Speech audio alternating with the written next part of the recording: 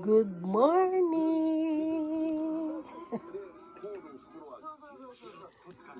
Good morning! Ayan, tapos na akong kumain. Oh, ubos! Naubos ko lahat yung kinain ko sa sobrang sarap.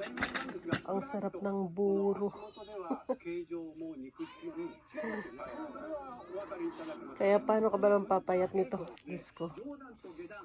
Paano kang papayat sa dami ng kinakain ko? Tingnan niyo. Oh. Ayan.